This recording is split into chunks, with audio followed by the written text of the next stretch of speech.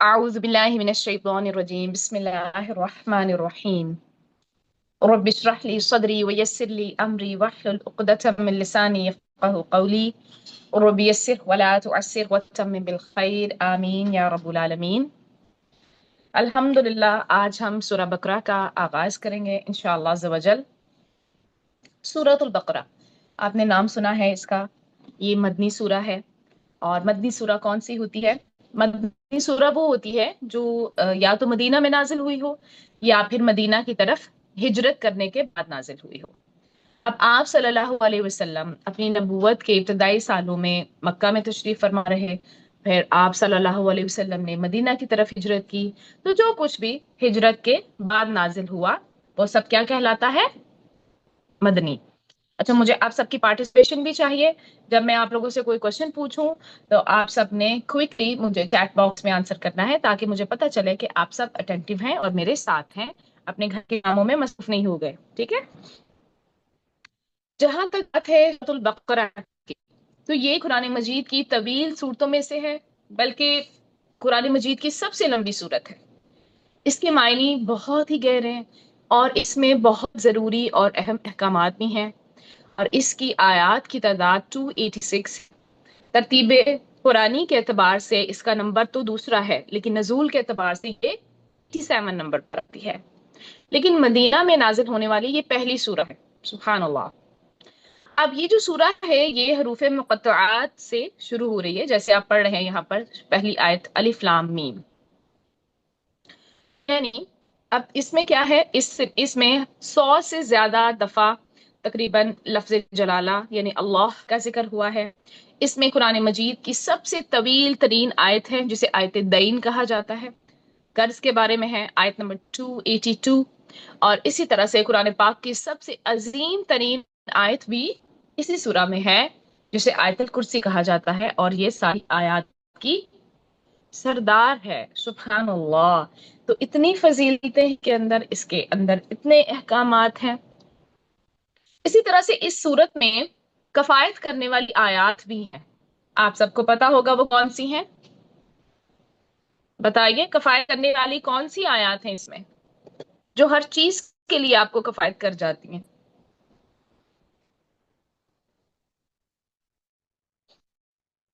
हम्म। Last आयत, माशाल्लाह, बिल्कुल जी। सूरतुल बकरा की आखिरी आयत। अल बकरा की आखिरी आयत के बारे में कहता है कि जो रात को सोने से पहले इनको पढ़ लेता है इसको कफायत करती हैं। कुछ उलमा कहते हैं कि कफायत करने का मतलब है क़यामुल लैल से कफायत करती हैं। यानी अगर कोई शख्स रात को दोबारा उठकर तहज्जुद नहीं पढ़ सकता, किसी भी वजह से नहीं पढ़ पाया, तो वो इन आयात को पढ़कर सो जाए। ये इतनी अजीम आयात हैं जो अर्श के खजाने तले से आप सल्लल्लाहु अलैहि वसल्लम को अता हुई थी। कुछ कहते हैं कि ये आफात में भी कफायत करती है, यानी हर तरह की तकलीफ, परेशानी और मुसीबत के नाजिल होने से ये बचाती हैं।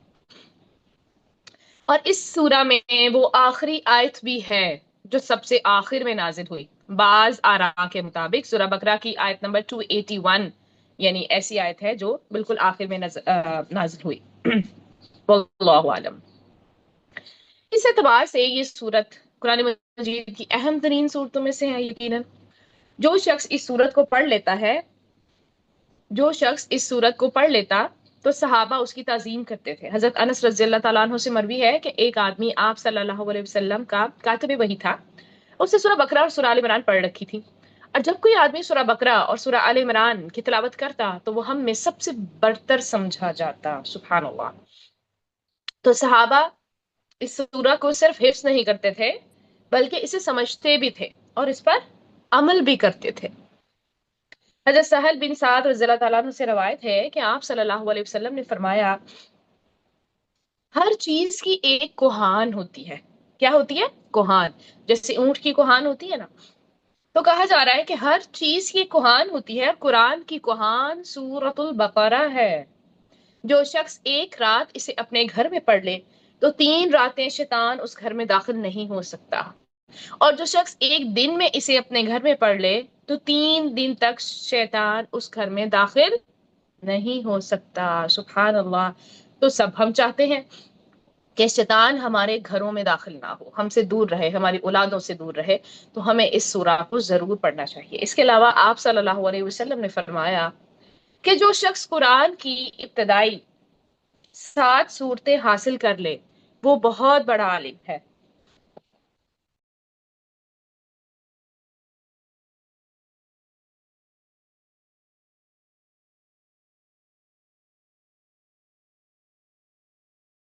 آپ صلی اللہ علیہ وسلم نے یہ بھی فرمایا کہ مجھے توریت کی جگہ طوال یعنی پہلی 7 طویل صورتیں دی گئی ہیں، یہ قرآن مجید کا تقریباً 1/4 حصہ بنتی۔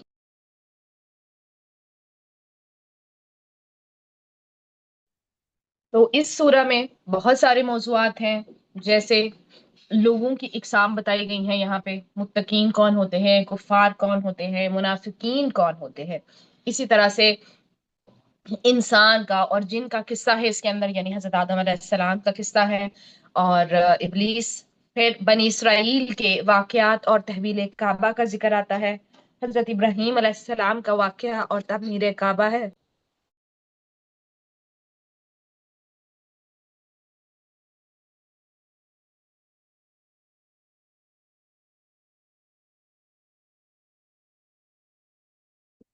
پھر مردہ کو زندہ کرنے کے واقعات ہیں، اس میں ہاروت، ماروت، جالوت اور پالوت کا ذکر ہے۔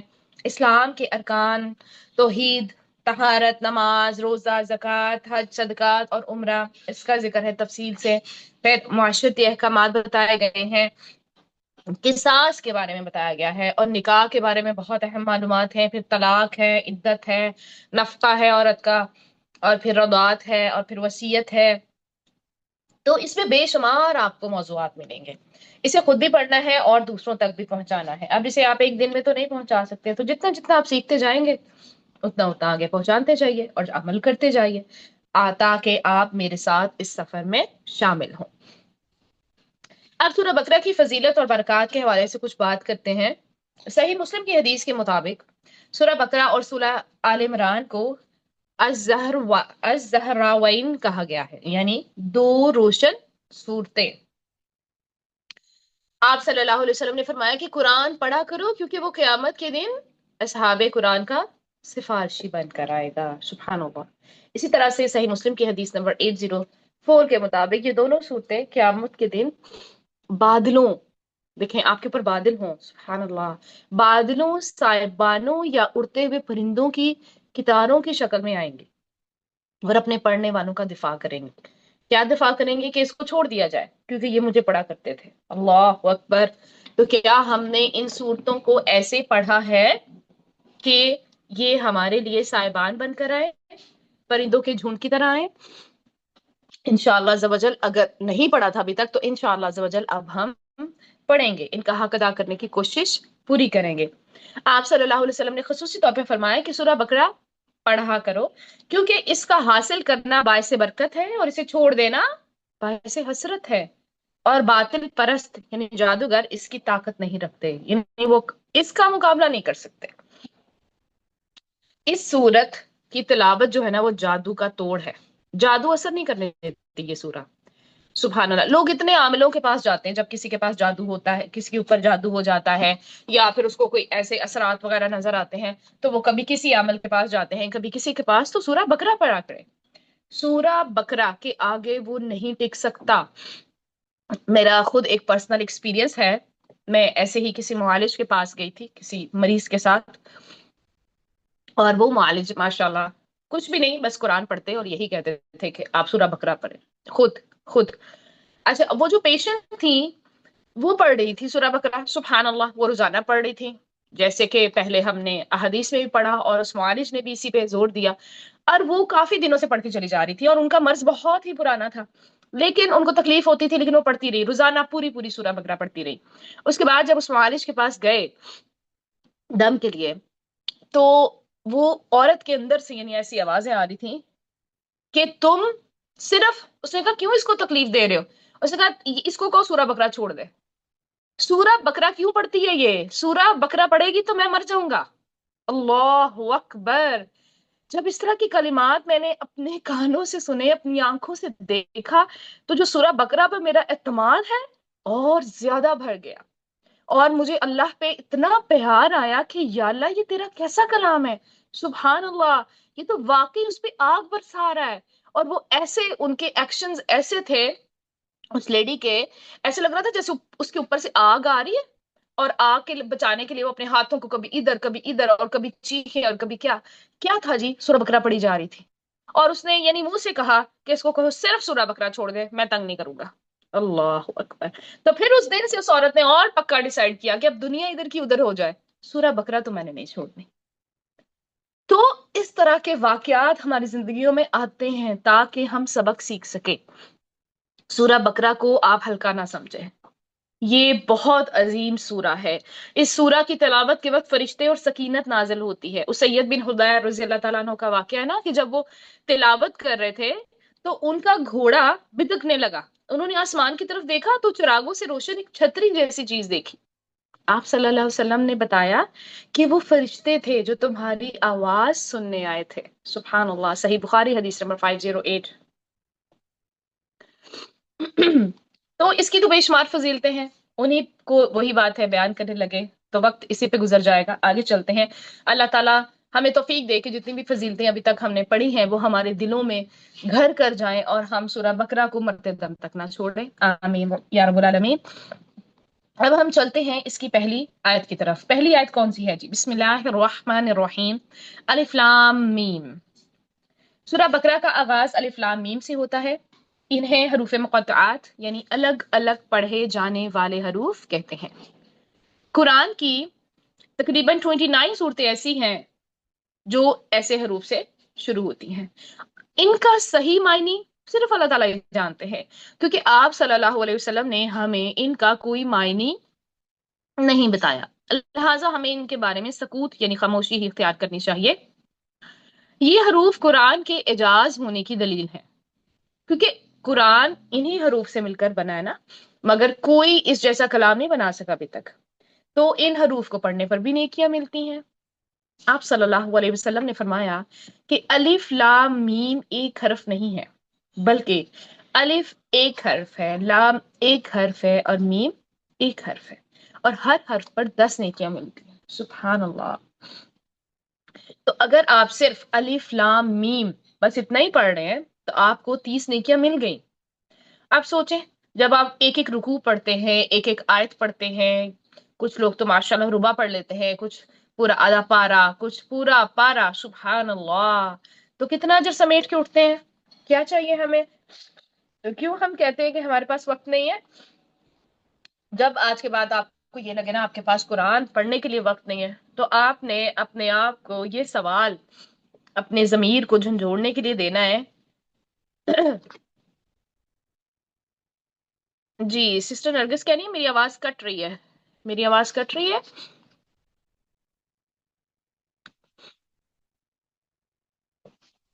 اوکے، چلے میں مزید اس کو بہتر کرنے کی کوشش کرتی ہوں انشاءاللہ عز و جل۔ جی، تو میں آپ سے یہ کہہ رہی تھی کہ اگر آپ کو کبھی بھی یہ لگے نا کہ میرے پاس قرآن پڑھنے کا وقت نہیں مل رہا، تو آپ نے اپنے آپ کو یہ سوال دینا ہے کہ مجھے نیکیاں اکٹھی کرنے کا ٹائم نہیں مل رہا۔ کیا میرے پاس نیکیاں اکٹھی کرنے کے لیے ٹائم نہیں ہے؟ اپنے آپ کو بار بار یہ ریمائنڈر دے، نہیں تو ہر جگہ پہ نا اسٹیکی نوٹ پہ لکھ کے یہ سوال اپنے گھر میں لگا لے کہ کیا میرے پاس نیکیاں اکٹھی کرنے کا ٹائم نہیں ہے۔ جب آپ وہ پڑھیں گے تو مجھے نہیں لگتا کہ کوئی بھی چھوڑے گا، پھر چاہے 2 لفظ پڑھے قرآن کے وہ ضرور پڑے گا۔ تو یہ اسٹیکی نوٹ جو ہیں یہ آپ کی بہت ہیلپ کریں گے گھر کے ایسے پارٹس میں جہاں پر آپ زیادہ ہوتے ہیں، جیسے کہ کچن ہے، آپ کا روم ہے، اس جگہ پر چھوٹا سا ایک نوٹ لکھ کے لگا دیں، انشاءاللہ عز و جل اس سے ہمارے عمل میں بہت فرق پڑے گا۔ تو سیکھنا تو ہے ہی ہم نے، لیکن ہمارا فوکس کس چیز پر ہے؟ عمل پہ۔ تو اس لیے سب لوگ پلیز جو عملی پوائنٹس میں آپ کو بتاؤں ان کو سیریس لیں اور ان کو ضرور فالو کریں انشاءاللہ عز و جل۔ اگلی آیت کی طرف چلتے ہیں جی۔ ذالک الکتاب لا ریب فیہ ھدی للمتقین۔ ذالک کیا؟ یہ کتاب، لا ریبہ نہیں ہے کوئی شک، فیہ اس میں، ہدن ہدایت ہے، للمتقین متقی لوگوں کے لیے۔ تو یہ وہ کتاب ہے جس میں کوئی شک نہیں ہے، تقوی والوں کے لیے اس میں ہدایت ہے۔ اب ذالک ہے، یہ اس میں اشارہ بلند مرتبے کی وجہ سے استعمال ہوا ہے۔ کتاب اس کا مطلب کیا ہوتا ہے؟ کتاب کا لکھی ہوئی چیز، کاف تا با سے ہے یہ، یہ لوح محفوظ میں فرشتوں کے پاس اور ہمارے ہاتھوں میں موجود صحیفوں میں لکھی ہوئی ہے. جو آپ کے ہاتھ میں قرآن ہے نا، جسے آپ قرآن بولتے ہیں، وہ اس کی ایک کاپی ہے نا، تو ہم اس لیے اس کو مصحف بولتے ہیں. کیا بولتے ہیں؟ مصحف. میم صاد حافہ. لا ریبہ، اس میں کسی قسم کا کوئی شک نہیں ہے کہ یہ اللہ کا کلام ہے. ریب دراصل ایسے شک کو کہتے ہیں جو آپ کو بے چین کرتے. قرآن میں دیکھیں کوئی تضاد نہیں ہے. اگر یہ کسی انسان کا کلام ہوتا نا تو اس میں بہت سے اختلافات ہوتے. پھر آگے آتا ہے ہدن، ہدایت. ہدایت یہ کتاب جو ہے نا، راستہ دکھانے والی ہمارے لیے ایک گائیڈ بک ہے. ٹھیک ہے، راستہ دکھانے والی ہے. ہدایت کا معنی راستہ دکھانا ہے. اس لحاظ سے تو قرآن جو ہے وہ تمام لوگوں کے لیے پھر ہدایت ہے. جیسے کہ آتا ہے ہمارے پاس ہدی للناس سورہ آل عمران میں، یہ تمام لوگوں کے لیے ہدایت ہے. لیکن دوسرا معنی اس کا منزل تک پہنچا دینا ہے. کیا معنی ہے ہدن کا؟ ہدایت کا منزل تک پہنچا دینا. دیکھیں ایک تو ہوتا ہے جسٹ راستہ دکھانا، پھر دوسری بات ہے منزل تک پہنچانا. تو جب ہم اہدنا کہتے ہیں نا اللہ سے کہ یا اللہ ہمیں سیدھا رستہ دکھا، تو ہم ریزدار رستہ بھی مانگ رہے ہوتے ہیں اور اس پر چلنے کی توفیق بھی مانگ رہے ہوتے ہیں، اور اس اپنی منزل پر پہنچنے کی بھی توفیق مانگ رہے ہوتے ہیں. تو دوسرا معنی منزل تک پہنچا دینا ہے. اسی لحاظ سے یہاں پر دیکھیں ہدی للمتقین آیا ہے، یہاں پر ہدی للناس نہیں آیا یہاں پر. ٹھیک ہے، ہدی للمتقین، کیونکہ منزل پر تو وہی پہنچے گا بھائی جو اپنے رہبر کے کہنے پر چلتا ہے. یعنی شفا تو اسی مریض کو ہوتی ہے نا جو ڈاکٹر کی بتائی ہوئی نقصان دہ چیزوں سے پرہیز کرتا ہے. تو متقین کیا ہے؟ دیکھیے تقوی. تقوی کیا ہوتا ہے؟ تقوی کا مطلب ہے اللہ کے احکام مان کر اپنے اور جہنم کے درمیان ایک ڈھال بنا لینا. حضرت ابو ہریرہ رضی اللہ تعالیٰ عنہ نے تقوی کی مثال ایسے دی جیسے کانٹے دار راستے پر آپ بچ بچ کر چلتے ہیں نا، کہ کہیں آپ کو کانٹا لگ نہ جائے، آپ کے کپڑے پھٹ نہ جائیں. بالکل اسی طرح سے دنیا میں بھی آپ نے ایسی ہی زندگی گزارنی ہے جیسے آپ ہر بری چیز سے بچ بچ کے چل رہے ہیں. اب شرع میں متقی وہ ہوتا ہے جو ہر اس چیز سے اپنے آپ کو باز رکھے جس کے کرنے یا چھوڑنے سے خطرہ ہو کہ وہ اللہ کے عذاب کا مستحق ہو سکتا ہے. تو یہ چیز آپ نے ہمیشہ اپنے دماغ میں رکھنی ہے. میں ریپیٹ کر رہی ہوں کہ شرع میں متقی کون ہے؟ وہ ہے جو ہر ایسی چیز سے اپنے آپ کو باز رکھے جس کے کرنے یا جس کے چھوڑنے سے خطرہ ہو کہ وہ اللہ کے عذاب کا مستحق ہو سکتا ہے. تو یہ قرآن مجید کی رسی ہے، ہم سب کو اس کو پکڑ کے رکھنا ہے. پکڑنے والا ہی ہدایت پر رہتا ہے اور چھوڑنے والا کیا ہو جاتا ہے؟ گمراہ ہو جاتا ہے. تو اللہ سے دعا ہے کہ وہ ہمیں تقوی اور اس کتاب سے ہدایت نصیب فرمائے. آمین یا رب العالمین. یہ تو ہم نے ایک ڈیفینیشن کی متقی کی. اب متقین کی صفات آگے قرآن میں ہی سبحان اللہ بتا دی گئی ہیں کہ ایک متقی کی پہچان کیا ہے اور ایمان کی تعریف کیا ہے. دیکھتے ہیں. الذین، وہ لوگ جو یؤمنون ایمان لاتے ہیں بالغیب، غیب پر، ویقیمون، اور وہ قائم کرتے ہیں الصلاۃ، نماز کو، ومما، اور اس سے جو رزقناہم، ہم نے رزق دیا انہیں، ینفقون، وہ خرچ کرتے ہیں. تو متقین کی پہلی پہچان کیا ہوگی؟ سب سے پہلے وہ جو غیب پر ایمان لاتے ہیں اور نماز قائم کرتے ہیں، اور ہم نے جو انہیں رزق دیا ہے اس سے وہ خرچ کرتے ہیں. ابھی اس آیت میں اور اس سے اگلی آیات میں متقین کی صفات بتائی گئی ہیں کہ متقین کی پہچان کیا ہے.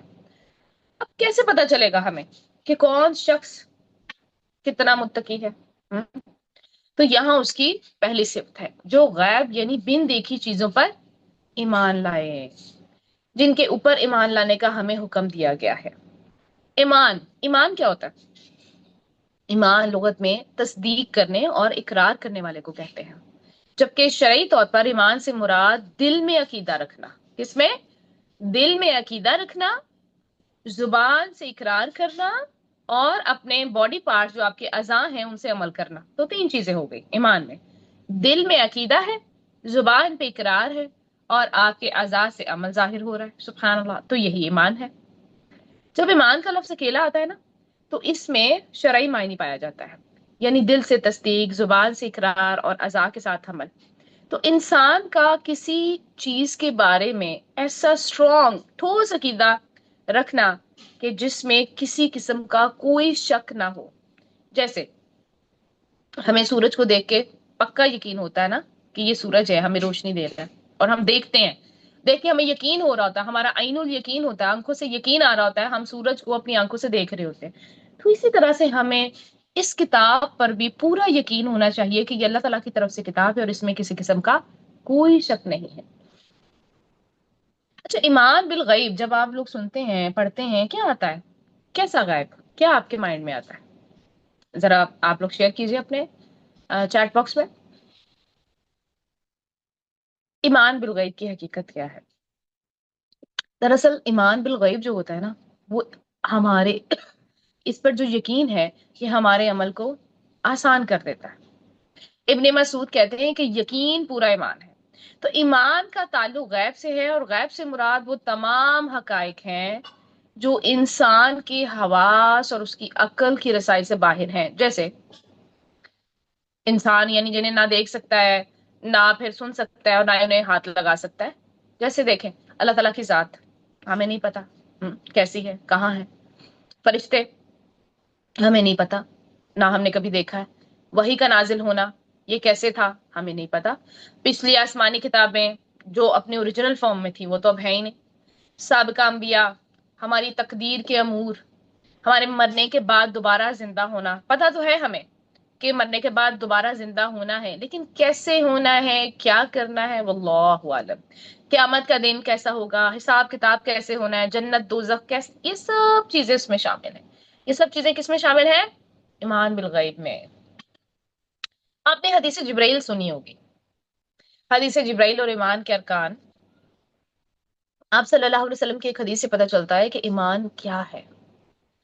جبرائیل علیہ السلام نے جب آپ سے پوچھا تو وہ ادب کے ساتھ آپ صلی اللہ علیہ وسلم کے سامنے بیٹھے. آپ صلی اللہ علیہ وسلم نے فرمایا ایمان یہ ہے کہ تم اللہ پر ایمان لاؤ، آخرت کے دن پر، فرشتوں پر، کتابوں پر، انبیاء پر، موت اور موت کے بعد کی زندگی پر، جنت و جہنم پر، حساب و کتاب پر، میزان پر، تقدیر کی خیر و شر پر ایمان لاؤ. تو ان سب چیزوں پر ایمان لانا ہمارا حد سے زیادہ ضروری ہے. لیکن زبان سے ایمان نہیں لانا ہے ہم نے، ہمارا عمل بھی ایسا ہونا چاہیے کہ پتہ چلے کہ ہم اس پر ایمان رکھتے ہیں. تو ان ساری چیزوں پر ہم نے کیا کرنا ہے جی؟ ایمان رکھنا ہے انشاءاللہ عز و جل. اور اس کے بعد یہ تو ہو گیا ایمان بالغیب. اگلی صفت کیا آ رہی ہے؟ وہ یقیمون الصلاۃ، نماز قائم کرتے ہیں. اقامت الصلاۃ، اقامت الصلاۃ کا مطلب ہوتا ہے نماز کو قائم کرنا. یہ متقین کی دوسری نشانی ہے جو کہ ایمان بالغیب کی ایک عملی شکل ہے. دیکھیں عمل سے پہلے کیا شکل یہاں پر 5 وقت میں ہم کیا کرتے ہیں؟ اللہ تعالی کے آگے جا کے کھڑے ہوتے ہیں، نماز پڑھتے ہیں.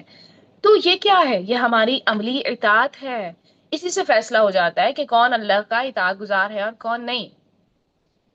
جب اذان دی جاتی ہے تو ہم لوگ سب کام چھوڑ کر، سب کام جتنے بھی امپورٹنٹ سے امپورٹنٹ کام ہم کر رہے ہو نا، ہمیں پتا ہے نماز کا وقت نکل رہا ہے، ہم سارے کام چھوڑ کے اللہ کے حضور کھڑے ہو جاتے ہیں. تو اقامت الصلاۃ کا مطلب ہے کہ جس طرح آپ صلی اللہ علیہ وسلم نے نماز ادا کی نا، ویسے ہی ادا کی جائے. یہ بھی بہت اہم بات ہے. اپنے بنائے ہوئے طریقوں سے نمازیں نہیں پڑھنی ہے.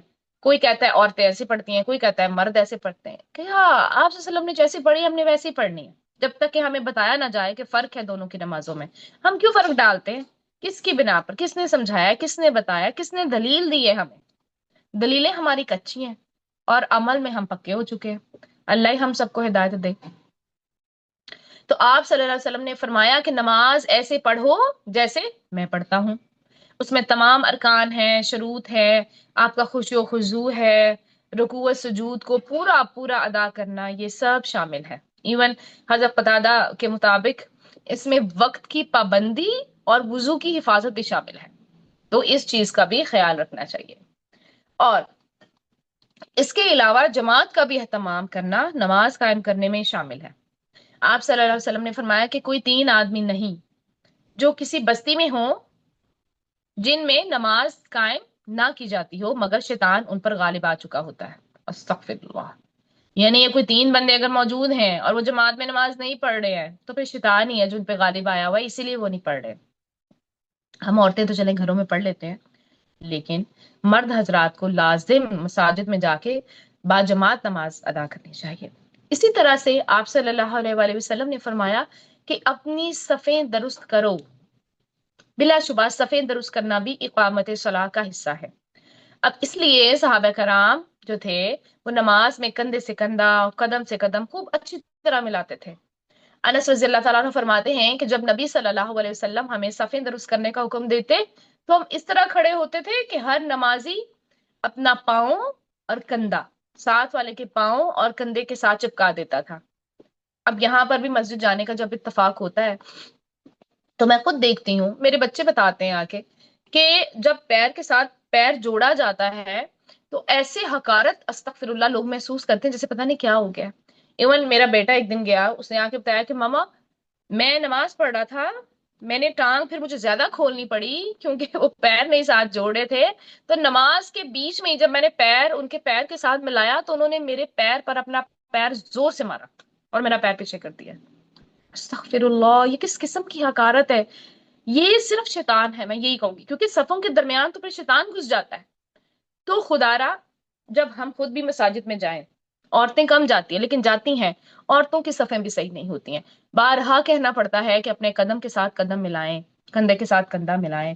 تو جو آپ صلی اللہ علیہ وسلم نے مردوں کو سکھایا نا وہی عورتوں کے لیے ہے۔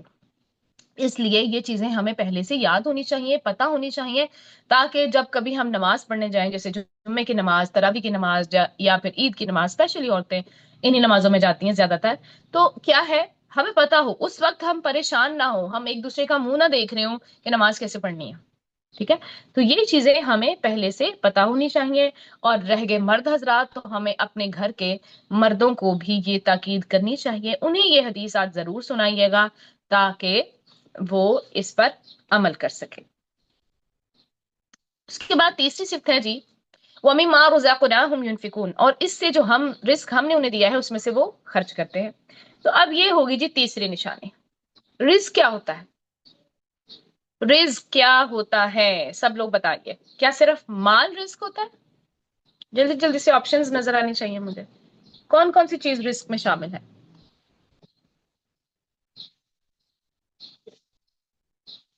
ایمان، اوکے، ہر نعمت، اولاد، ٹھیک ہے، اور ہیلتھ، اوکے، ہسانا، کسی کو، ٹھیک ہے، ہدایت، ماشاء اللہ، بارک اللہ فیکم، اللہ تعالیٰ آپ سب کے علم میں برکت عطا فرمائے۔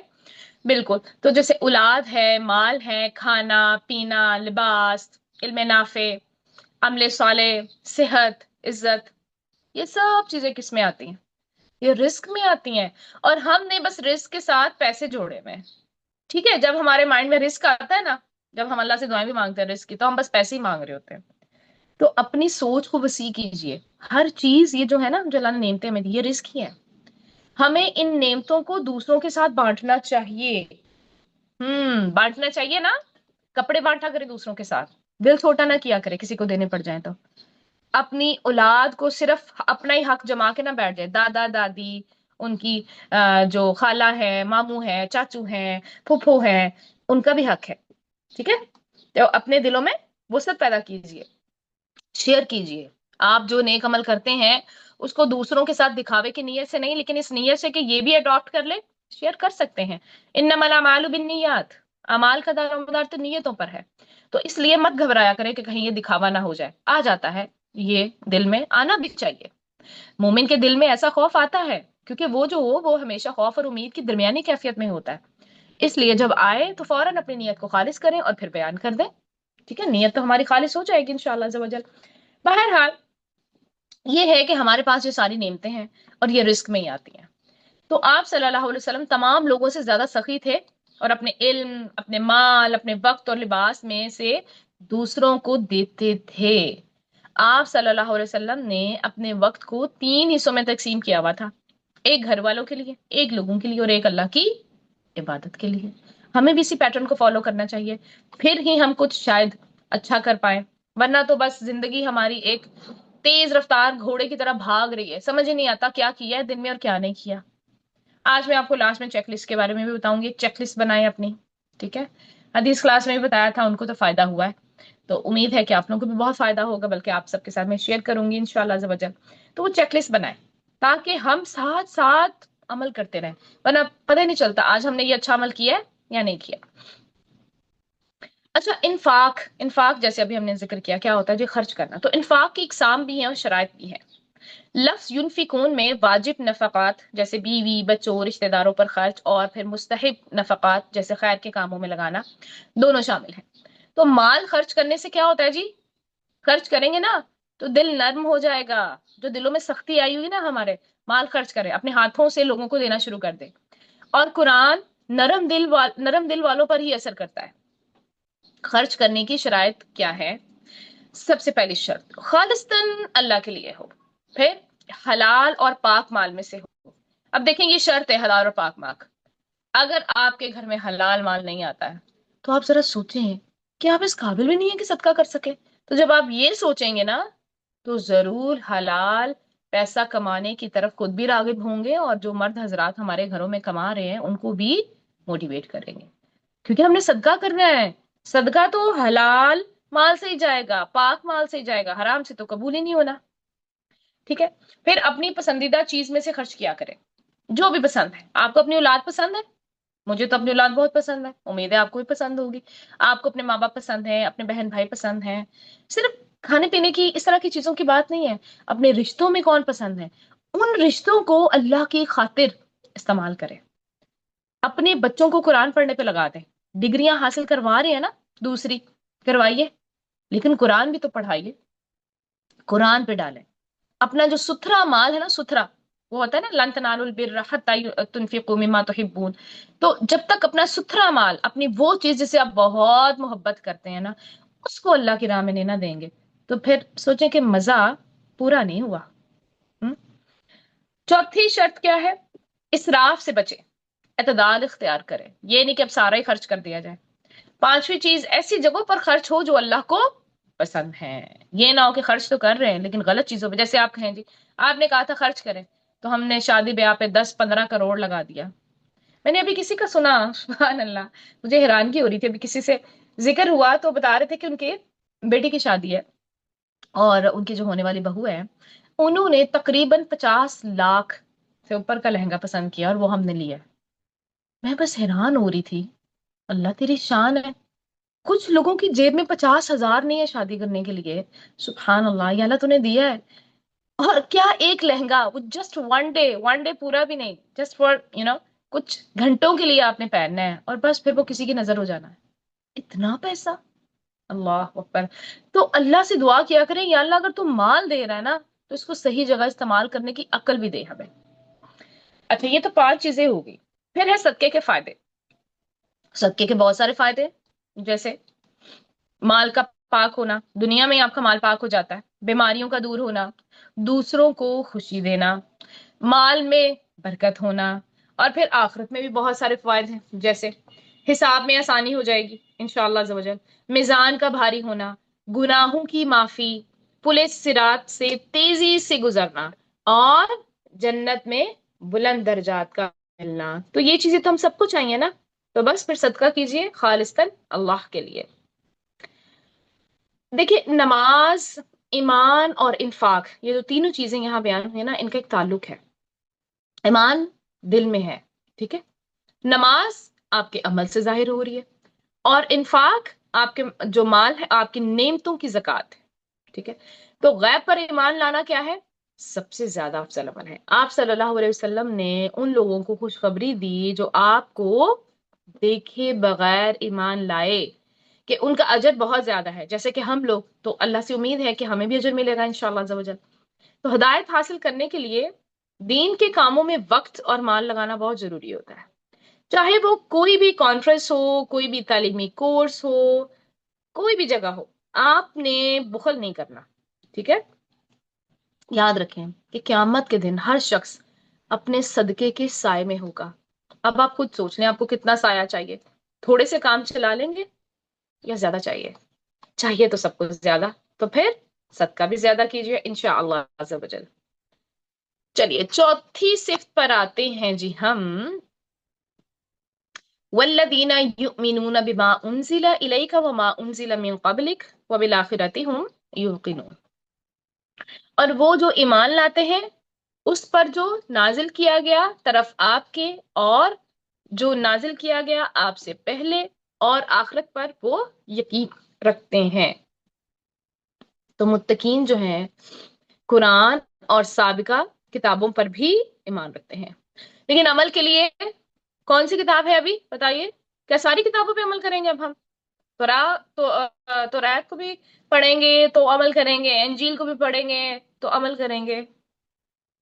نہیں جی، بالکل ماشاء اللہ بارک اللہ فیکم، قرآن ہے، ہم یقین رکھتے ہیں، ہمارا ایمان ہے کہ وہ کتابیں آئی تھیں، اللہ تعالیٰ کی طرف سے آئی تھیں، ہم ان کو جھٹلاتے نہیں ہیں، لیکن عمل کے لیے اب صرف قرآن ہے، کیونکہ باقی تو چینج ہو گئے اور اللہ نے قرآن کی حفاظت کا ذمہ خود لیا ہے۔ تو کیوں قرآن، آپ دیکھیں جو پرانی کتابیں ہیں نا دوسری، ان میں بہت ساری احکامات ایسے ہیں جو کہ اب چینج ہو گئے ہیں، اپ گریڈ ہو گئے ہیں قرآن میں آ کے، ٹھیک ہے؟ تو اس لیے قابل عمل کتاب کون سی ہے؟ صرف قرآن ہی ہے۔ آپ صلی اللہ علیہ وسلم پر نازل کردہ وحی میں قرآن اور سنت یعنی حکمت دونوں شامل ہیں۔ اب اس کے بعد دیکھیں کیا کہا گیا، وہ بالآخرۃ ہم یوقنون، کہ وہ آخرت پر یقین رکھتے ہیں۔ آخرت پر یقین سے کیا مراد ہے؟ میں بھی تو یقین رکھتی ہوں، آپ کہیں گے آپ بھی یقین رکھتے ہیں، تو یہ اس کا مطلب ہم سب متقی ہیں؟ بھائی گہرا یقین ہے کہ نہیں؟ دیکھیں آخرت سے مراد دنیا کے بعد کی زندگی ہے، جس میں آپ کی قبر آتی ہے، حشر آتا ہے، حساب آتا ہے، جنت اور دوزخ یہ سب شامل ہیں۔ یعنی آخرت پر صحیح یقین رکھنے والے اہل اسلام ہی ہیں، بس اور کوئی نہیں ہے۔ کیونکہ دیکھیں نا، اگر آپ کو آخرت پہ یقین ہوگا تو یہ آپ اچھا کام کریں گے نا۔ آپ کو پتا ہے کہ مجھے اپنے رب سے ایک دن ملاقات کرنی ہے، تو آپ نماز پڑھیں گے خوش و خضوع کے ساتھ۔ اگر آپ کو پتا ہے آپ کو کوئی ریوارڈ ہی نہیں ملنا، کسی سے ملاقات ہی نہیں ہونی ہے، کچھ ہونا ہی نہیں ہے، تو بس پھر ٹھیک ہے، ایک ذمہ داری ادا کریں گے ہم لوگ۔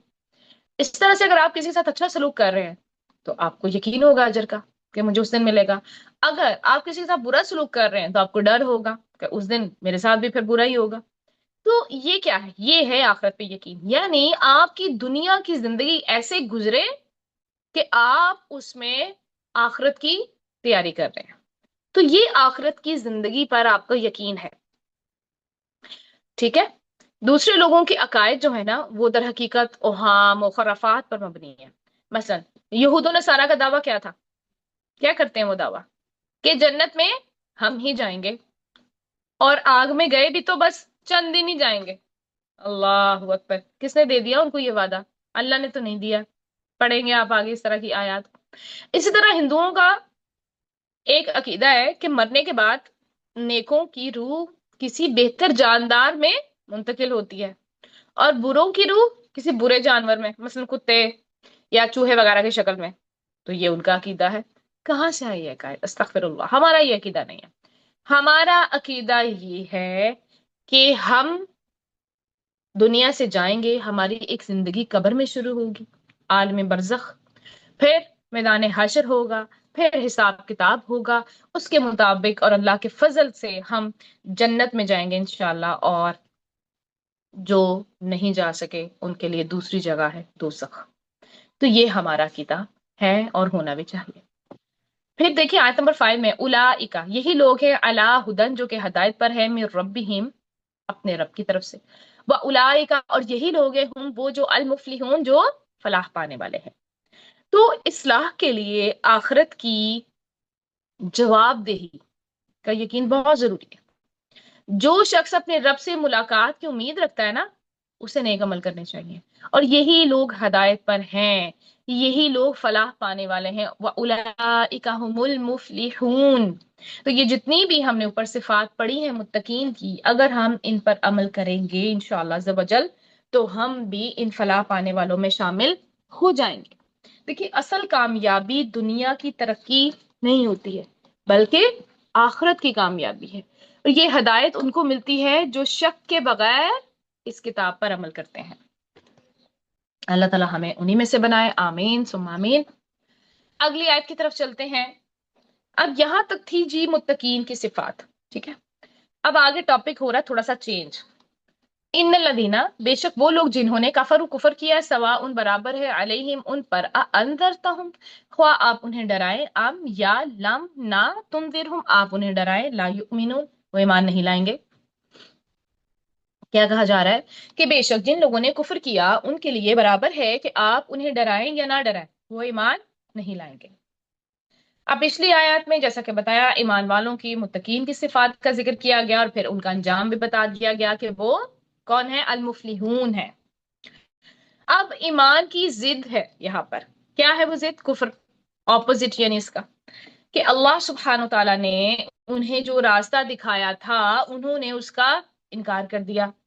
तो यहाँ अब उनकी हालत और उनके अंजाम का जिक्र है जो इनकार करने वाले हैं। इन लदीना कफरू, कि बेशक वो लोग जिन्होंने कुफर किया। कुफर का मायने क्या होता है, लुग़वी मायने क्या होता है, किसी को पता है?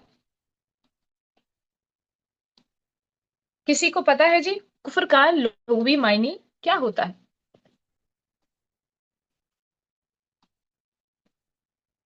ओके, तो इसका लुग़वी मायने होता है जी, किसी चीज को छुपा देना, ढांप देना।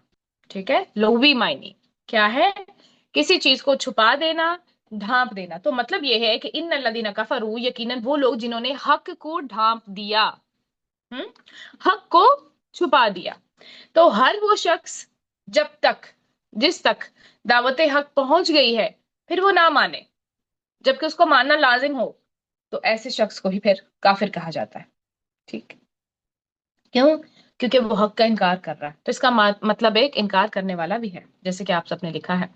तो हक के सामने सर वो नहीं झुकाता, उसको उसने क्या कर दिया, पीछे कर दिया, छुपा दिया। यानी हक सामने आया, उसके दिल को पता चला कि ये सच है, लेकिन उसने ढांक दिया, उसको छुपा दिया। जैसे इंसान कहता है नहीं नहीं नहीं नहीं कुछ भी नहीं है, यानी इकरार नहीं किया, इजहार नहीं किया। तो कुफर का शरई मायने होता है उस चीज का इनकार जो यकीनी और कतई हो, जो अंबिया के जरिए हम तक पहुंची हो, और उस चीज का इनकार जो यकीनी और कतई चीज हो, जो हमारे पास अंबिया लाए हो, उसे क्या कहा जाता है, कुफर, शरई एतबार से। अच्छा, देखें, जो भी तालीमात अंबिया कराम ने हमें दी हैं उनको झुटलाना कुफर कहलाता है। उसको ना मानना, या फिर अंबिया जो भी लेकर आए हैं उसको सच्चा समझने के बावजूद उसकी पैरवी ना करना, सच्चा समझने के बावजूद कि हाँ ये ठीक है, हम मानते हैं, सही कह रहे हैं, जुबान से चले आपने इनकार कर लिया, इकरार कर लिया, लेकिन अमल नहीं किया, ठीक है, पैरवी नहीं की उसकी। जैसे फिरौन की मिसाल लीजिए ना, फिरौन को यकीन था किस चीज का, कि मूसा अलैहिस्सलाम सच्चे हैं। उसकी खबर हमें अल्लाह ताला ने दी है, सूरह नमल में फरमाया ना, वजहदू बिहा वस्तैक़नतहा अनफुसुहुम ज़ुल्मन व उलुवा, और उन्होंने जुल्म और सरकशी से उनका इनकार किया, हालांकि उनके दिलों ने यकीन कर लिया था। यानी फिरौन और उसके जो हवारी थे ना, यानी जो उसके साथी थे, उनके दिलों को ये यकीन आ गया था। कब आया था? जब हजरत मूसा अलैहिस्सलाम ने असा फेंका था। असा फेंका था ना, तो क्या हुआ था, और सॉरी जो भी उन्होंने रस्सियां फेंकी हुई थी जादूगरों ने, उनको सबको एक सेकंड में खा गया, खत्म कर दिया, खत्म, बस नीट क्लीन हो गया सब कुछ। जो जादूगरों का जो भी अमल था उसका कोई असर ही नहीं रहा फिर लोगों पर। तो अब क्या हुआ, फिरौन ने इनकार कर दिया। लेकिन दूसरी तरफ कौन थे जादूगर, आप सबने ये किस्सा सुना होगा। तो जादूगरों ने क्या किया, उन्होंने फौरन मान लिया। हक दोनों को नजर आया, एक ने माना और एक ने नहीं माना। इसी तरह अल्लाह ताला ने यही बात हजरत मूसा अलैहिस्सलाम की जुबान से कुरान में कही है। क्या फरमाया गया है, और उसने कहा यकीनन तुम जानते हो कि उन्हें आसमानों और जमीन के रब ने वाज़िया निशानियां बनाकर उतारा है। यानी तुम्हें ये पता है कि ये असा और वो जो भी उनको और निशानियां भी दी, जैसे यदे बैजा यानी सफेद चमकता हुआ हाथ जो है, ये अल्लाह ने भेजी है। तो ये किताब अल्लाह ने भेजी है, सब कुछ अल्लाह की तरफ से है, लेकिन तुम नहीं मानते। फिर यहूद की मिसाल भी है कुरान मजीद में। यहूद भी अच्छी तरह से जानते थे कि मोहम्मद सल्लल्लाहु अलैहि वसल्लम कौन है, सच्चे हैं, सच्चे नबी हैं अल्लाह के, लेकिन माना नहीं। क्यों? जिद की वजह से, हट दर्मी की वजह से। उनको बड़ी जेलसी थी کہ حضرت محمد صلی اللہ علیہ وسلم ہماری نسل میں سے کیوں نہیں آئے؟ یعنی جیسے پیچھے سے حضرت موسیٰ علیہ السلام، حضرت عیسیٰ علیہ السلام، تو ادھر سے ہی آتے نا، یہ حضرت اسماعیل والی لڑی میں سے کہاں سے آ گئے؟ تو ہم نہیں مانتے، ٹھیک ہے۔ اب اس طرح کے بہت سارے واقعات ہمیں ملتے ہیں جنہوں نے کفر کیا۔ ایسے لوگوں کے بارے میں یہاں پر کہا جا رہا ہے سواء علیہم انذرتہم، ایسے لوگوں کے لیے برابر ہے، چاہے تو آپ انہیں ڈرائیں چاہے آپ انہیں نہ ڈرائیں۔ اس میں خاص طور پر ہمیں حیی ابن اخطب کا واقعہ ملتا ہے، جو حضرت صفیہ جو آپ صلی اللہ علیہ وسلم کی اہلیہ تھیں، ٹھیک ہے، ان کا والد تھا۔ خیبر میں رہتے تھے یہ لوگ، تو جب آپ صلی اللہ علیہ وسلم کے بارے میں پتا چلا تو وہ اور اس کا بھائی آپ صلی اللہ علیہ وسلم کے پاس آئے اور بہت وقت آپ کے ساتھ گزارا، یعنی دن کا ایک بڑا حصہ گزارا، سب باتیں معلوم بھی کر لی، ان کو یقین آ گیا کہ یہ تو نبی ہے۔ لیکن جب واپس گئے نا تو حضرت صفیہ کہتی ہیں کہ میں دوڑی دوڑی آپ کے پاس آئی اور میرے چچا نے والد سے پوچھا کہ تم کیا سمجھتے ہو کہ کیا یہ وہی پیغمبر ہے؟ اس نے کہا ہاں ہوا، یعنی وہی ہے، اللہ اکبر، یعنی یہ وہی پیغمبر ہے۔ لیکن کیا کہنے لگا؟ جب تک زندہ ہوں مانوں گا نہیں، اللہ اکبر۔ تو یہ وہ لوگ ہیں جنہوں نے حق کو پہچان بھی لیا لیکن مان کے نہیں دیا، ٹھیک ہے۔ تو قرآن مجید میں آتا ہے کہ اس نبی کے بارے میں کہاں لکھا ہوا تھا؟ تورات میں بھی اور انجیل میں بھی۔ کہاں لکھا ہوا تھا؟ تورات میں بھی اور انجیل میں بھی آپ صلی اللہ علیہ وسلم کے بارے میں پہلے بتا دیا گیا تھا، اور اس بنا پر وہ پہچانتے بھی تھے، آپ کی نشانیوں کو دیکھ کر سمجھ بھی گئے تھے لیکن مانتے نہیں تھے بس۔ اسی طرح ابو جہل کا نام آپ سب نے سنا ہوگا، اس کے بارے میں آتا ہے کہ ابو جہل سے جب پوچھا گیا کہ کیا تم سمجھتے ہو کہ آپ صلی اللہ علیہ وسلم نبی ہیں، سچے نبی ہیں؟ تو اس نے کہا ہاں، جو وہ کہتا ہے سچ ہے لیکن میں نہیں مانوں گا، کیونکہ ضد تھی نا، عناد تھا، تکبر تھا کہ بنو عبد مناف کے پاس ساری سعادتیں چلی گئیں، یہی تھا اس کو، یہی تھی اس کو جیلسی تھی، اور نبوت بھی ان کے پاس چلی جائے تو یہ تو ہم نہیں مانیں گے۔ تو یاد رکھیں کہ صرف تصدیق کافی نہیں ہوتی، دیکھیں مان تو وہ بھی گئے تھے، اگر ہم کہیں کہ ہم مانتے ہیں تو سچ مان لینا بس کافی نہیں ہوتا ہے۔ تصدیق کا مطلب کیا ہوتا ہے؟ سچ مان لینا اور ساتھ اس کو ایکسپٹ بھی کرنا پراپرلی، عمل سے، زبان سے اقرار کرنا، عمل سے اظہار کرنا، تو یہ ہوتا ہے اصل تصدیق کرنا، ٹھیک ہے۔ اب یہاں آپ سب ایک اور بات جو بہت امپورٹنٹ ہے وہ یاد رکھیں کہ کفر کی نا، یہاں پہ کفر کا ورڈ آیا نا، تو کفر کی دو بڑی اقسام ہوتی ہیں، ایک ہے کفر اکبر اور دوسرا ہے کفر اصغر، چھوٹا، بڑا کفر اور چھوٹا کفر۔ اب بڑا کفر کیا ہے؟ بڑا کفر جو انسان کو آپ کی ملت سے ہی نکال دے، یعنی امت مسلمہ سے ہی باہر کر دے، یہ کبھی تو اعتقادی ہوتا ہے، یعنی آپ کا عقیدہ ہی خراب ہوتا ہے، کبھی آپ کی زبان سے ایسے الفاظ نکلتے ہیں، کبھی یہ عمل سے آپ کو نظر آ جاتا ہے۔ تو ایمان بھی اعتقادی، قولی اور عملی ہوتا ہے اسی طرح سے، ٹھیک ہے۔ اب اعتقادی کفر کیا ہے؟ مثلا اگر کوئی انسان اپنے دل سے یہ انکار کر دے کہ مرنے کے بعد بھی دوبارہ اٹھنا ہے، تو یہ کیا ہے؟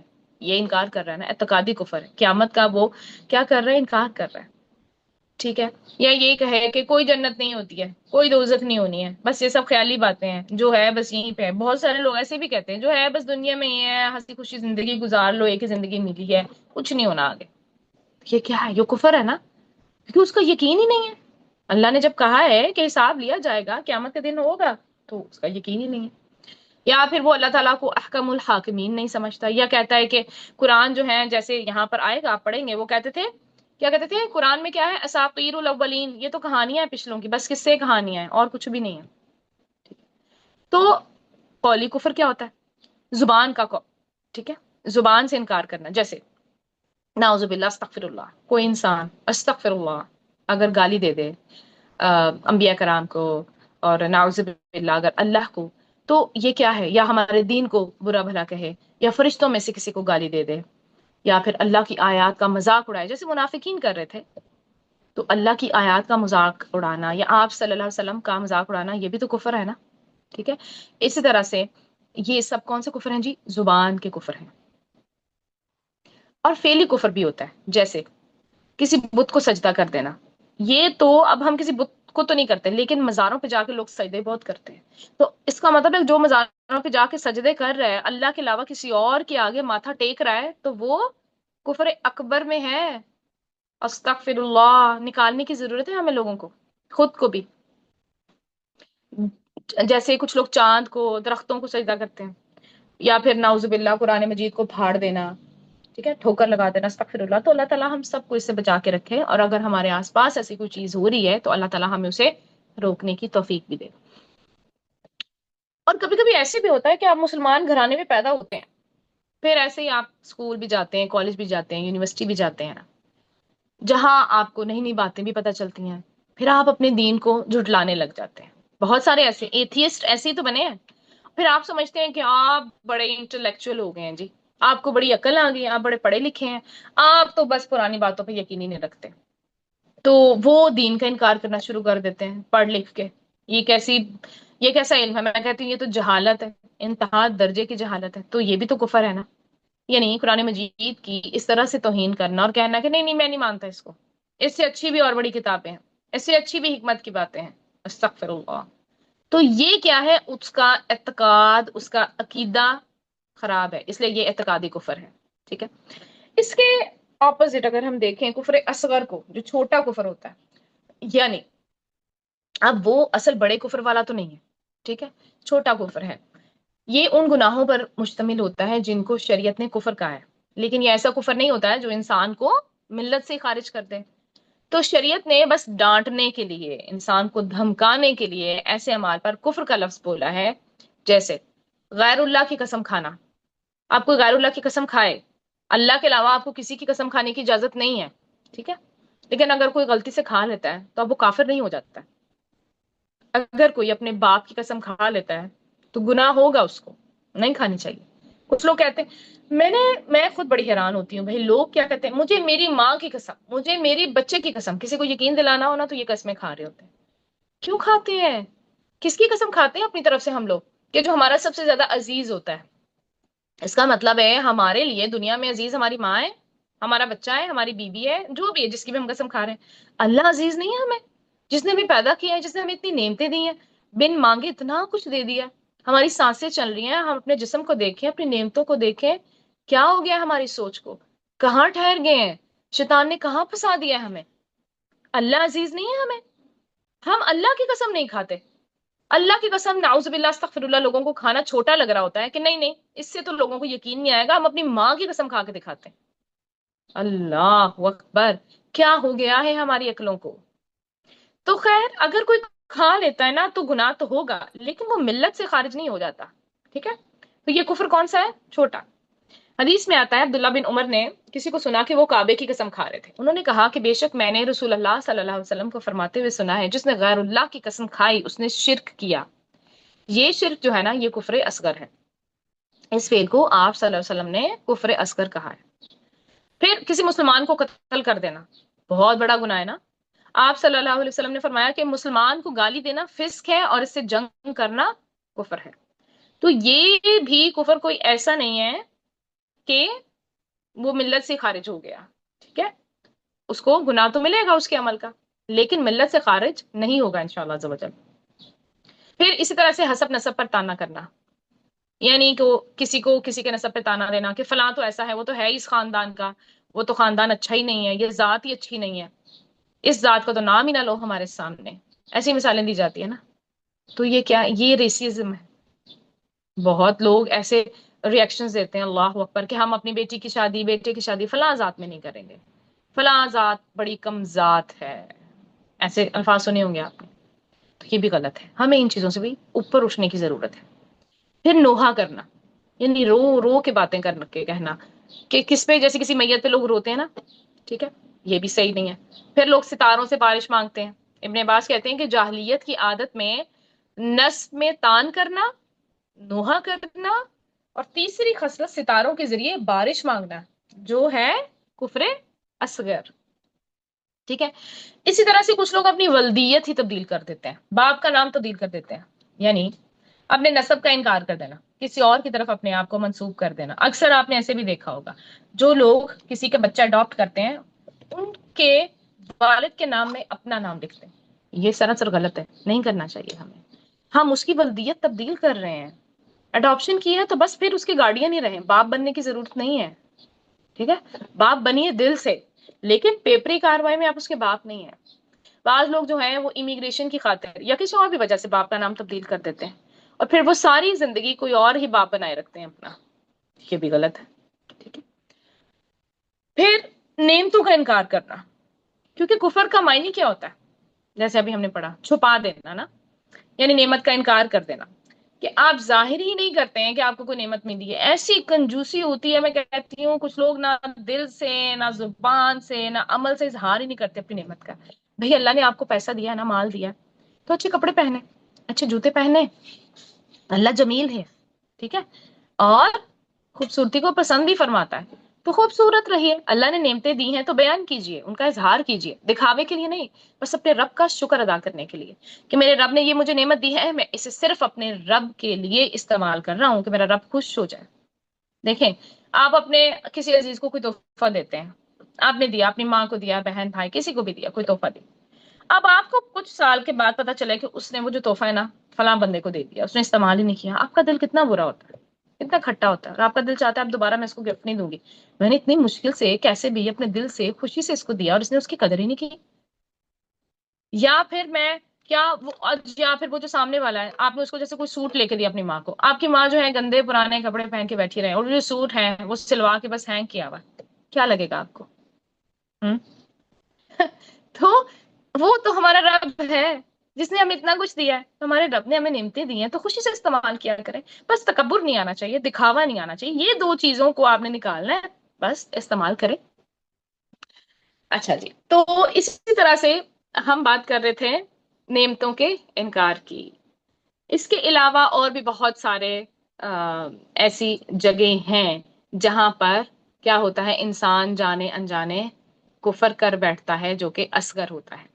آپ صلی اللہ علیہ وسلم نے فرمایا عید کے موقع پہ، جب آپ خواتین کے پاس گئے نا خطبہ دینے کے لیے، کہ اے عورتوں تم صدقہ کیا کرو کیونکہ میں نے تمہاری اکثریت جہنم میں دیکھی ہے. اب وہ بولی یا رسول اللہ صلی اللہ علیہ وسلم ایسا کیوں ہے؟ تو آپ صلی اللہ علیہ وسلم نے فرمایا تم لعنت بہت کرتی ہو، وَتَكْفُرُونَ الْعَشِيرَ، اور اپنے خامند کی ناشکری کرتی ہو. ٹھیک ہے، یعنی اس کے احسانات کو اکنالج نہیں کرتی. تو کیا آپ نہیں کرتی؟ آج اپنے آپ سے سوال ضرور پوچھیے گا کہ کیا آپ نے شوہر کے احسانات کو نہیں مانتی، اکنالج نہیں کرتی اس کو؟ یعنی وہ تمہارے ساتھ کچھ بھی کرے تو کیا نہیں مانتے؟ ہم یہ کہتے ہیں ہمیں تو ساری زندگی کچھ اچھا ملا ہی نہیں، کیونکہ ایک اور جگہ پر بھی آتا ہے نا کہ ساری زندگی بھی وہ احسان کرے، کوئی ایک بھی چیز ایسی ہو جو نہیں اس کے مطابق ہے، تو وہ کیا کہتی ہے؟ کچھ نہیں کیا اس نے میرے ساتھ، یعنی میرے شوہر کے احسان ہے ہی نہیں مجھ پہ. اللہ اکبر. تو ایسا نہیں کرنا. یاد رکھیے کہ کبیرہ گناہ کا مرتکب کافر نہیں کہلاتا. کبیرہ گناہ کا اس کو سزا ضرور ملے گی اگر اس نے اپنے آپ کو کریکٹ نہ کیا. ٹھیک ہے، لیکن ہم کیا کرتے ہیں، چھوٹی چھوٹی ایسی کوئی باتیں دیکھتے ہیں سنتے ہیں ہم، بس یہ تو کافر ہو گیا. تو کسی کو کافر ایسے ہی بس منہ اٹھا کے نہیں کہہ دینا. کوئی شرابی ہے، کوئی چور ہے، کوئی زانی ہے، ٹھیک ہے ناقص الایمان کہہ سکتے ہیں کہ اس کا ایمان ناقص ہے، لیکن وہ کافر نہیں ہے. ٹھیک ہے، تو اس چیز کا بھی اب ہم نے بہت دھیان رکھنا ہے کہ دوسروں کو بس ایسے ہی کافر نہیں کہہ دینا. کیونکہ اگر ایک بندہ دوسرے کو کافر کہہ رہا ہو، واقعی وہ کافر نہیں ہے نا، تو وہ جو کافر اس نے کہا ہے نا وہ اسی پر پلٹ آتا ہے. ٹھیک ہے، تو ان الذین کفروا میں جن کا ذکر ہوا ہے ان کا تو انجام ہی خسارہ ہے.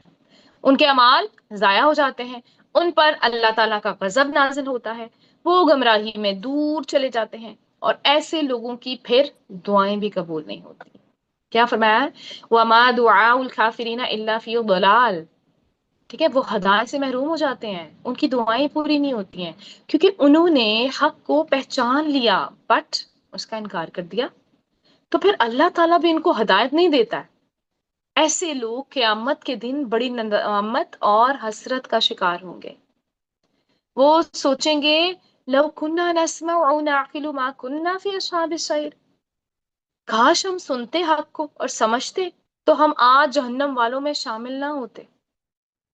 اور جب یہ لوگ جہنم میں جائیں گے تو وہاں بھی ایک دوسرے سے جھگڑیں گے. وہ کہیں گے ہم نے تمہیں گمراہ کیا، ہم تمہاری وجہ سے حق کی طرف نہیں آ سکے.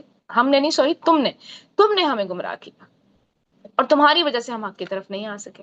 لیکن اس وقت جھگڑنے کا کوئی فائدہ ہوگا؟ کوئی فائدہ نہیں. تو کفر سے کیا مانگنا ہے جی؟ پناہ مانگنی ہے. ہم سب کو ضرورت ہے، ہم جتنا چاہے کہیں نہیں، ہم تو پکے مسلمان ہیں. اللہ اکبر، پکے مسلمان ہیں. لیکن آپ کو پتا ہے آپ صلی اللہ علیہ وسلم بھی اپنی صبح شام کی دعاؤں میں 3 بار یہ دعا مانگا کرتے تھے. اللہم انی اعوذ بک من الکفر والفقر، اللہم انی اعوذ بک من عذاب القبر، لا الہ الا انت. تو آپ صلی اللہ علیہ وسلم کو تو مانگنے کی ضرورت ہی نہیں تھی، تو کیوں مانگ رہے تھے وہ؟ ہمیں سکھانے کے لیے. تو سیکھنا ہے نا ہم نے. شام شام کو بھی پڑھیے، صبح بھی پڑھیے. ٹھیک ہے. یہ اتنی خراب چیز ہے کہ آپ سوچ بھی نہیں سکتے، کیونکہ اس کا انجام جو ہے نا وہ بہت برا ہے. اسی طرح سے ایک اور دعا ہے، اللہم انی اعوذ بک من الکفر والفقر، اللہم انی اعوذ بک من عذاب القبر، لا الہ الا انت. اور بھی بہت ساری دعائیں ہیں اس طرح سے آپ کو ملیں گی احادیث میں، جس میں کفر کا ورڈ آیا ہے اور ہم اس سے پناہ مانگ رہے ہیں. تو ان الذین کفروا کیا ہے؟ اب آپ کے سامنے امید ہے کہ پوری پکچر کلیئر ہوگی کہ کس کی بات ہو رہی ہے. کفر اکبر کی بات ہو رہی ہے اور ان کا انجام بھی سامنے آ گیا. اور خاص بات کیا؟ تو مسلمانوں کو ہم نے کافر نہیں کہنا. اب آگے چلتے ہیں. سواء علیہم انذرتہم ام لم تنذرہم لا یؤمنون، کہ ان کے لیے برابر ہے، یکساں ہیں کہ خواہ آپ انہیں ڈرائیں یا نہ ڈرائیں. ابھی جو انذار ہوتا ہے نا، جو ورڈ آیا یہاں پر نون زائد را، ایسی خبر دینے کو کہتے ہیں جس سے خوف پیدا ہوتا ہے. انداز کا کیا معنی ہے؟ یعنی دیکھیے، سوری، انذار کا کیا معنی ہے؟ ایسی بات بتانا جس سے خوف پیدا ہوتا ہے. تو بعض ترجموں میں آتا ہے کہ آپ انہیں ڈرائیں یا نہ ڈرائیں، لیکن اصل معنی خبردار کرنا ہے. ٹھیک ہے. اب خبردار یعنی خبردار لکھا ہوتا ہے نا، جیسے ہم کہیں جائیں تو کیا لکھا ہوتا ہے؟ الرٹ یا وارننگ لکھا ہوتا ہے نا. تو اب اس میں کیا ہوتا ہے؟ اس میں یہ ایسا انداز ہے دوسرے کو ڈرانے کا جس میں تھوڑی محبت بھی ہوتی ہے. ہم دوسروں کو کیا چاہ رہے ہوتے ہیں؟ حفاظت چاہ رہے ہوتے ہیں نا. ہم ان کو پہلی پریکاشنز لینے کا کہہ رہے ہوتے ہیں، الرٹ کر رہے ہوتے ہیں. تو ایسا ڈرانا جو شفقت اور رحمت کی بنا پر ہو، یعنی کسی سے ہمدردی کی وجہ سے اس کو خبردار کیا جائے کہ دیکھو بیٹا آگے نہیں جانا، یا چوٹ لگ جائے گی. ٹھیک ہے نا. تو یہ خبردار کرنا ہوتا ہے. اب آپ صلی اللہ علیہ وسلم کو بشیر اور نذیر بنا کر بھیجا گیا نا، یعنی آپ خبردار کرنے والے بھی تھے اور خوشخبریاں دینے والے بھی تھے. جہنم سے خبردار کیا اور جنت کی خوشخبریاں دی. تو کیا ہوا؟ متقین کے جو لوگ بالکل اپوزٹ ہوتے ہیں نا، کون ہوتے ہیں وہ؟ کفار. وہ کیا کرتے ہیں؟ وہ نہیں مانتے. ٹھیک ہے. وہ اس ڈراوے کو سیریس نہیں لیتے. لیکن جو لوگ سیریس لے لیتے ہیں وہ پھر کیا کرتے ہیں؟ اپنی زندگیوں کو بدل دیتے ہیں. اب آپ کو کیا سمجھ آ رہی ہے یہاں سے؟ اب کیا کہا جا رہا ہے کہ برابر ہے ان پر ڈرانا یا نہ ڈرانا؟ تو اس کا کیا مطلب ہے کہ آپ ڈرائیں نہ کسی کو، آپ تبلیغ ہی نہ کریں، سمجھانا چھوڑ دیں سب کو.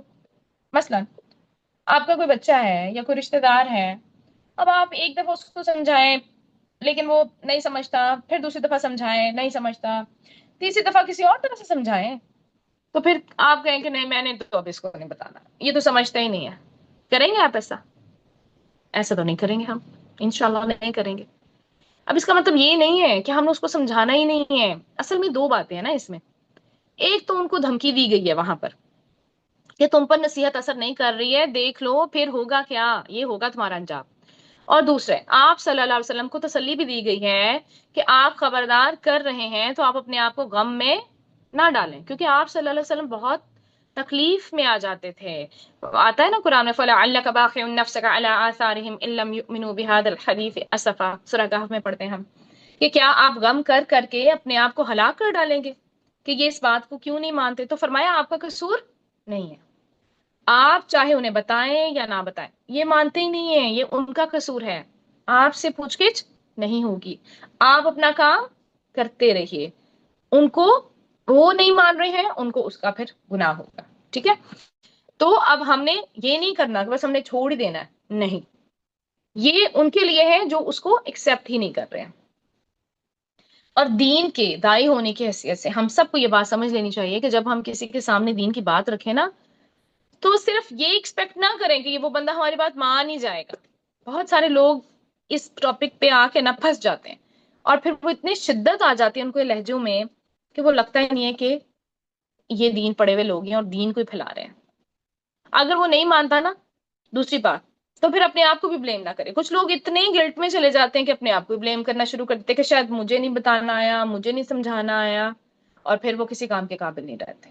بھئی ٹھیک ہے، ہمارا کام ہے بتانا، ہم نے ان کے دلوں میں ڈالنا نہیں ہے. توفیق تو اللہ نے دینی ہے. ٹھیک ہے، ہدایت کون دیتا ہے؟ اللہ.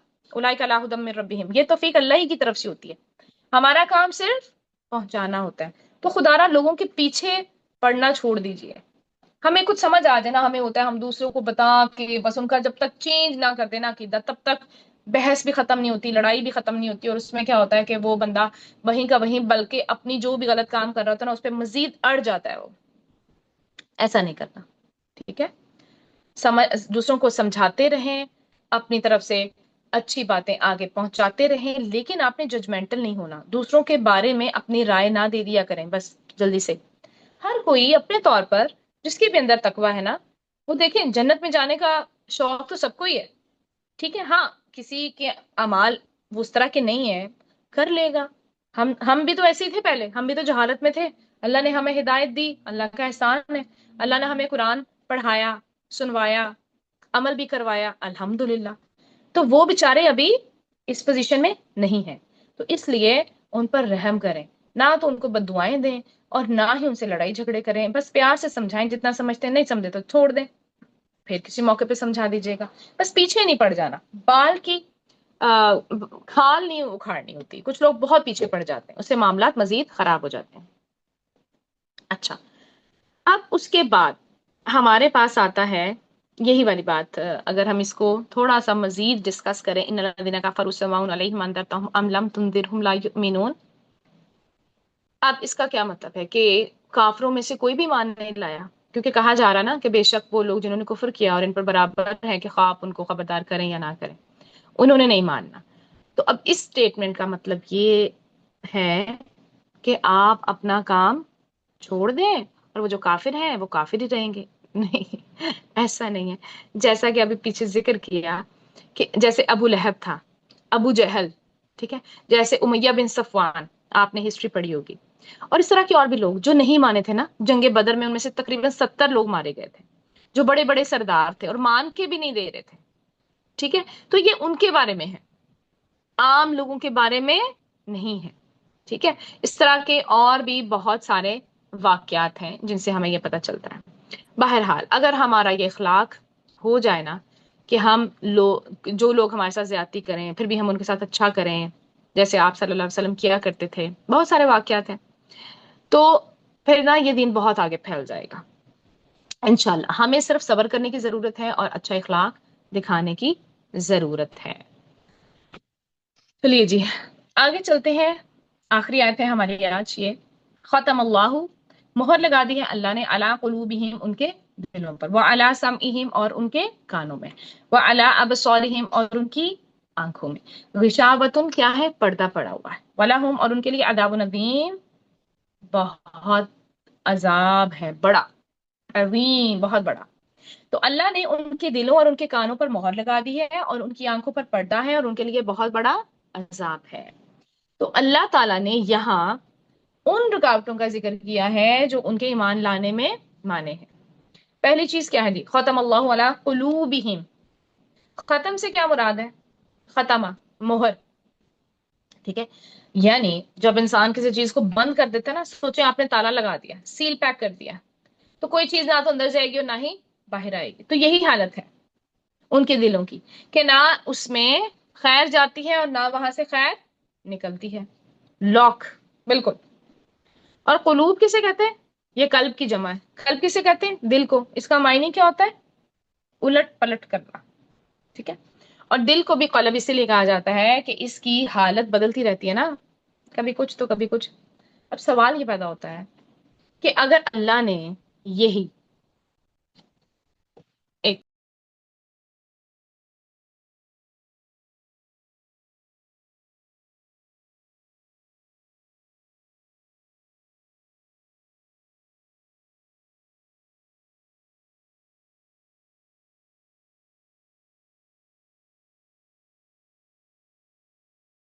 جی سوال کیا پیدا ہوتا ہے کہ اگر اللہ نے ہی مہر لگا دی ہے ان کے دلوں پر، تو لوگ کیا کہتے ہیں، تو پھر ان کا تو کوئی قصور نہیں ہے نا. بھائی کیوں قصور نہیں ہے؟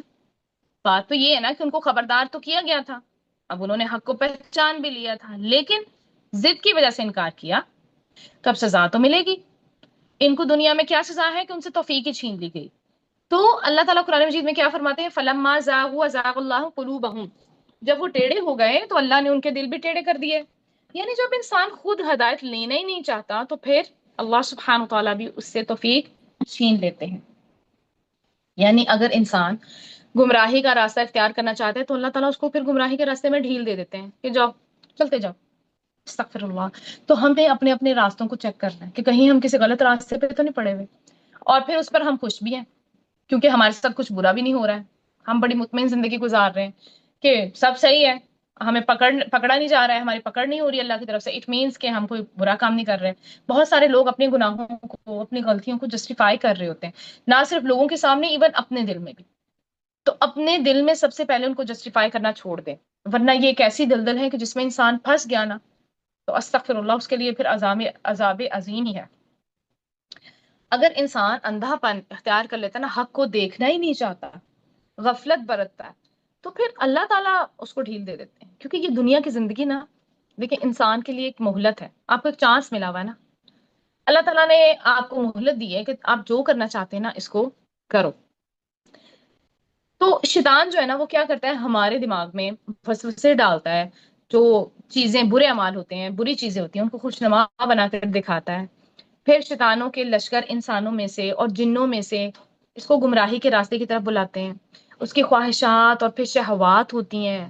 بعض اوقات یہ دنیا کی لالچ، یہ دنیا کی چیزیں انسان کی ہدایت کے راستے میں نا سب سے بڑی رکاوٹ بن جاتی ہیں.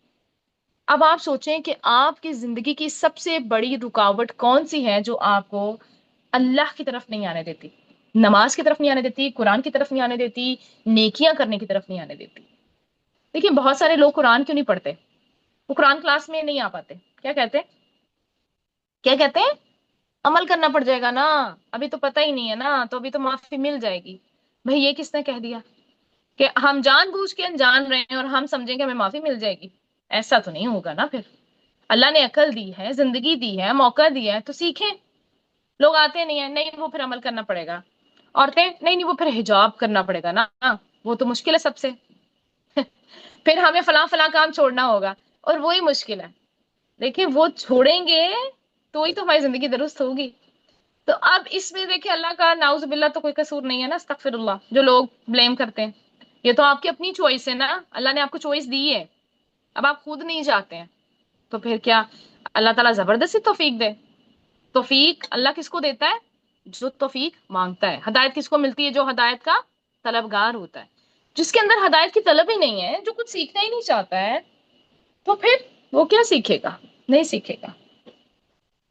تو جب انسان کفر پہ کفر اختیار کرتا ہی چلا جاتا ہے، کرتا ہی چلا جاتا ہے، تو کیا ہوتا ہے؟ دلوں پہ مہر لگ جاتی ہے اور پھر اس پر کسی بات کا اثر بھی نہیں ہوتا ہے. بل طبع اللہ علیہا بکفرہم، پھر وہ حق بات سنتے بھی نہیں. تو ہدایت اس کو ملتی ہے جو ہدایت کا طالب ہوتا ہے. ٹھیک ہے، تو کہیں ہمارے گوشے میں، دل کے گوشے میں کیا ہونی چاہیے؟ محبت ہدایت کے لیے ہونی چاہیے، کوششیں ہونی چاہیے. اللہ تعالیٰ کیا فرماتے ہیں، والذین جاہدوا فینا لنہدینہم سبلنا، کہ جو لوگ ہمارے راستے میں محنت کریں گے، جدوجہد کریں گے، ہم انہیں ضرور راستہ دکھائیں گے. ٹھیک ہے، تو راستہ کس نے دکھانا ہے؟ اللہ نے. چلانا کس نے ہے؟ اللہ نے. مانگنا کس نے؟ ہم نے. ٹھیک ہے، یہ ہمارا کام ہے. اگر نہیں کریں گے تو اللہ تعالیٰ مہر لگا دیں گے، جیسے ان کے لگائی علی قلوبہم وعلی سمعہم، اور ان کے کانوں پر بھی. ٹھیک ہے، یعنی کچھ اچھا نہیں سن سکتے. اپنے خواہشات میں گھرے ہوئے لوگ. خواہشات انسان کو اچھا سننے نہیں دیتی. اگر آپ کی خواہش یہ ہو رہی ہے نا اس ٹائم کہ آپ گانا سن لیں، تو آپ گانا ہی سنیں گی. قرآن سن کے آپ کو اکتاہٹ ہوگی، ہوتی ہے. اپنے آپ کو ذرا چیک کریں. قرآن سن کے کس کا دل چاہتا ہے کہ بس جلدی سے سوائپ کر کے اگلی ریل پہ چلے جائیں؟ ذرا سوچ لیں. پھر آج کے بعد قرآن ریل، قرآن کی جو شارٹس آپ دیکھ رہے ہوتے ہیں سوشل میڈیا پہ، اس کو سوائپ کرنے سے پہلے سوچئے گا ضرور کہ کیا مجھے یہ اچھا نہیں لگ رہا، کیا میرا دل اکتا رہا ہے، تو کہیں وہ والی بات تو نہیں ہو گئی अला समइहिम वाली, ठीक है। तो अल्लाह ताला हम सबको माफ करे। बहुत अलार्मिंग सिचुएशन है हम सबके लिए, स्पेशली जब हम सोशल मीडिया पे स्क्रॉल कर रहे होते हैं, उस टाइम अपने आप पे चेक बहुत बहुत बहुत जरूरी होता है। देखिए, अगर अल्लाह ने हमारे दिलों पे पर्दा डाल दिया, हमारे कानों पे पर्दा डाल दिया, तो हमें हदायत कौन देगा? अगर अल्लाह ने हदायत नहीं दी ना, तो हदायत दे कौन सकता है? कोई भी तो नहीं दे सकता। इसलिए क्या करना है हमें? हदायत की अल्लाह से दुआ भी करनी है और फिर कोशिश भी करनी है, ठीक है। अब आगे देखिए क्या आ रहा है, व अला समइहिम व अला अबसारिहिम, उनकी आंखों पर भी। अब आंखों पर भी पर्दे का क्या मतलब है? अब आंखों पर पर्दा है तो इसका मतलब है कुछ अच्छा नेक दिखाई नहीं देता। यही सोशल मीडिया को लेके आए जरा अपनी आंखों के आगे, कैसे कैसे देख रहे होते हैं। अच्छा, कुछ हमारा कसूर होता है, कुछ कभी नहीं भी होता है। हम कोई अच्छी चीज देख रहे होते हैं, स्वाइप करें तो एकदम से एक ऐसा फजूल किस्म का ऐड आ जाता है या फजूल किस्म का शॉट आ जाता है जिसे हम सोचना भी पसंद नहीं करते, कहाँ ये कि वो हमारी आंखों के आगे आ जाए। तो बस जल्दी से एक नजर भी नहीं डालनी, स्वाइप कर जाए, भाग जाए वहां से, वो होगा तकवा। लेकिन अगर आपने रुक के अब देख लिया कि अच्छा हम तो चाह नहीं रहे थे लेकिन नजर आ गया तो चलो थोड़ा सा देखते थे, कुछ लोग ना, बहुत मैंने देखा, स्लो स्वाइप करते हैं उसको, फिर यानी कुछ देख के पार्ट फिर आगे जाते हैं, तो ये तो फिर गलत है ना। अल्लाह तो देख रहा है कि आपकी आंखें क्या देख रही हैं। तो इसलिए क्या करना है हमने? अगर किसी की आंखों पे पर्दा पड़ गया तो उसे अच्छा दिखाई नहीं देता, ठीक है। अब यहाँ पे एक चीज नोट करिए, वो अला समइहिम, यहाँ पर जो समा का लफ्ज है ना, ये पहले लाया गया है। ये भी एक दिलचस्प बात है, बसर से पहले समा लाया गया है। कान की बात पहले की गई है सुनने की। कहते हैं कि इसकी एक वजह ये है कि इंसान हर तरफ से सुन सकता है, पीछे से भी आगे से भी, जबकि आंख से देखना सिर्फ सामने की तरफ से होता है। आप अंधेरे में भी सुन सकते हैं, ठीक है, जबकि देखते आप सिर्फ रोशनी में। फिर इस तरह अगर किसी का कान बाहर का कट भी जाए तो भी सुन सकता है, लेकिन आंख अगर निकल जाए तो वो देख नहीं सकता। तो वलहुम अज़ाबुन अज़ीम, उनके लिए बहुत बड़ा अजाब है। कौन सा अजाब है जी? जहन्नम का। और याद रखें, मुत्तकीन का अंजाम क्या था, भी हमने पढ़ा, मुफलिहून, ठीक है। तो अब हमें क्या करना है? जैसे इंसान के अमल होते हैं, याद रखें, वैसे इंसान का अंजाम होता है। तो दिल पे मोहर कब लगती है? कुफर की वजह से, अनाथ की वजह से, अंबिया को झुटलाने की वजह से, आयात से नसीहत हासिल ना करने की वजह से, ला इल्मी की वजह से, अगेन एंड अगेन गुनाह करने की वजह से। यानी जब आप ऊपर तले गुनाह करते ही चले जाएंगे ना, तो दिल तो फिर काला धब्बा पड़ जाएगा दिल पे, और ढांप लेते हैं आपके दिल को। आप सल्लल्लाहु अलैहि वसल्लम ने फरमाया कि गुनाह दिलों पर गलबा पाने वाला है। मसलसल गुनाह से दिल पर जंग लग जाता है, इसी तरह फराइज से पीछे रहने से भी दिल पे मोहर लग जाती है। जैसे कि आप सल्लल्लाहु अलैहि वसल्लम ने फरमाया कि लोग जुमा छोड़ने से बाज आ जाएं, वरना अल्लाह उनके दिलों पे मोहर लगा देगा और फिर वो गाफिलों में से हो जाएंगे। तो हमें क्या करना है? बस अल्लाह की पनाह में आने की कोशिश करनी है, दुआएं मांगनी है, हर उस चीज से बचना है जो हमें नुकसान दे। और वो दुआ है ना बड़ी खूबसूरत, अल्लाहुम्मा जाल फी क़ल्बी नूरा व फी बसरी नूरा, वो पूरी दुआ है, वो पढ़िए, ठीक है, इंशाअल्लाह अज़्ज़ा वजल। और भी बहुत सारी दुआएं हैं, वो हम मांगेंगे अल्लाह ताला से। अहादीस में दुआएं मौजूद हैं, वो मांगिए, शेयर कीजिए, ठीक है, ताकि दूसरे भी उसको मांगे। तो अल्लाह ताला से दुआ है कि अल्लाह ताला हम सबको इस्तकामत अता फरमाए, उन नेमतों की भी हम कदर करें। कौन सी नेमतें?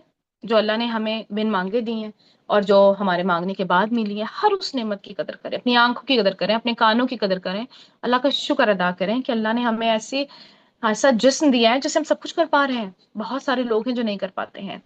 तो बहरहाल अल्लाह ताला से दुआ है कि हमने जो भी यहाँ पढ़ा है, अल्लाह ताला हम सबको उस पर बेहतरीन तरीके से अमल करने की तौफीक अता फरमाए। सुब्हानक अल्लाहुम्मा व बिहम्दिका नशहदु अल्ला इलाहा इल्ला अंता नस्तगफिरुका व नतूबु इलैक। अस्सलामु अलैकुम व रहमतुल्लाहि व बरकातुहू।